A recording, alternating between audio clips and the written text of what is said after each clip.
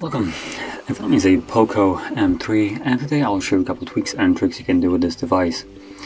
Now, starting off, we're going to begin with the dark mode, which can be accessed through settings or sometimes also through the notification panel. So I'm going to check if it's somewhere in here, and it looks like it is. So as you can see right over here, you can tap on it and it will turn on dark mode. Now, this mode extends over to basically all the default apps. So there's dialer, messages, browser, and as you can see, everything here is in dark mode.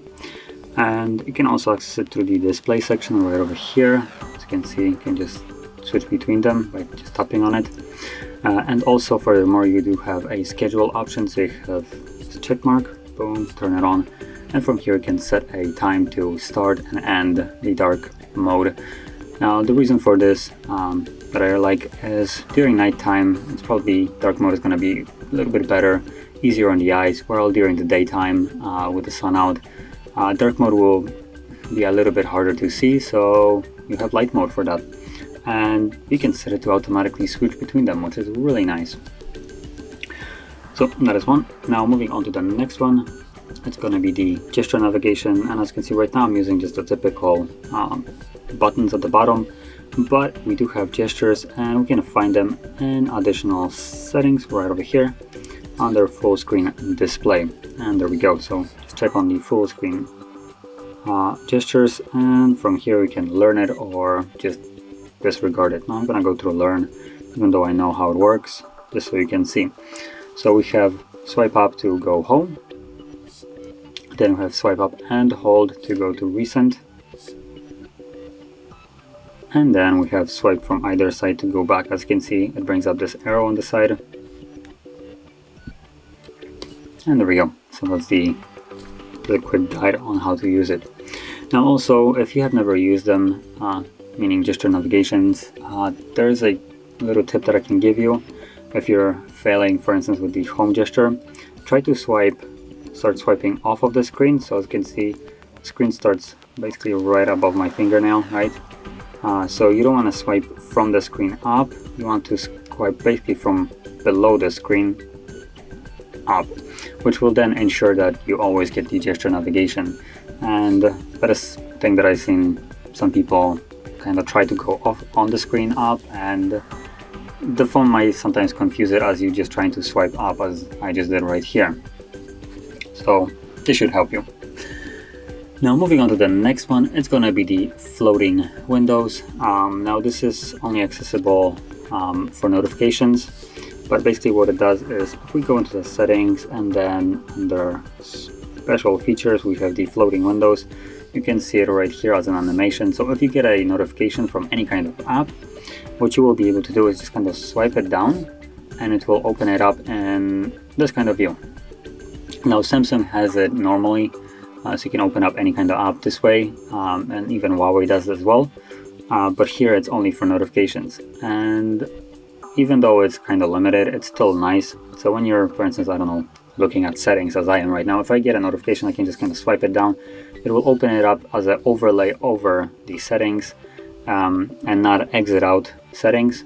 And from here you can write a message to whatever, swipe it away, move it to the corner to minimize it basically, and continue to just mess around in these settings. Now moving on to the next one, it's going to be the color scheme, and this just allows you to set color temperature of your display, how saturated the image is. So you can go to the display, scroll down to color scheme right over here, and as you can see we have the auto recommended, and we have saturated and standard. And when you select each one of them, you can see that the image right here changes. So it changes the color of it. It looks like auto is saturated, so although maybe not. If you look at the blue pencil right here, it does change in shade a little bit if I switch it up. So I'm not sure how auto really sorts it, but you can set whichever one you like. Personally, I think I'm going to go with the standard. It's a little bit less saturated and adds a little bit of a yellowish tint to the display itself, as you can see from the saturated, which to me is something that I prefer. And now moving on to the last option, it's going to be the developer options, where you can, for instance, change things like your animation speed. Now, to number one, enable developer options, you need to go into About Phone, from here all specs, and tap on Me UI version 7 times. Now for me, as you can see, it pops up with the no need, you're already a developer, but for you, once you tap on it 7 times, it will basically enable it.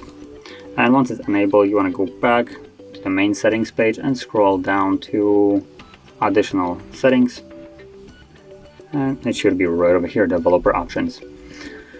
So one thing that I kind of miss here in the developer options, which should be here, but for some reason certain manufacturers decide that privacy is not something that you should have. So one of the options should be on the quick settings developer tiles. There should be a sensors off mode, but as you can see, there is no such a thing here, because why would you have an option that that is normally in Android? But yeah, as you can see, POCO, or in this case Xiaomi, also Huawei, are two of the companies that decide to, nah, you don't want this, you don't deserve it, we don't care about your privacy, it's ours. So there is no sensors off, unfortunately, but the way it works, if you kind of want to ever mess around on a different device, is you have this toggle, you enable it, and then it adds it right here as a first toggle in the notification panel. And once you tap on it as a sensors off, it basically turns off all the sensors, and this will allow you to basically disconnect from things like your microphone, camera. All those things will be basically disabled, and if you even try to launch them, it just kind of will crash because it doesn't even have access to it anymore. So kind of nice feature, sadly it's not here. But going back to something that is here, it's going to be the animation speeds, which we can find a little bit past halfway, I believe. Let me quickly see if I can find it. There we go. So it's right over here, these three options. So window animation scale, transition animation scale, and animation duration scale. And each one of them corresponds to different animation. So the first one, the window animation scale, corresponds to animation speed of this window right here. So as you can see, that's kind of the default one. So if I change it to times 10, you can see it's way longer now. And if I set it to off, it's gonna be instant. There is no animation to it anymore. Now, I would say the best middle ground for it is just gonna be the 0.5, which will basically shorten the animation by half and still keep them. Because if you disable them, it sometimes might look a little bit weird without animation, so just keep that in mind. But with it being at 0.5, it will make them super fast. So you can see they are a little bit faster once the device stops lagging.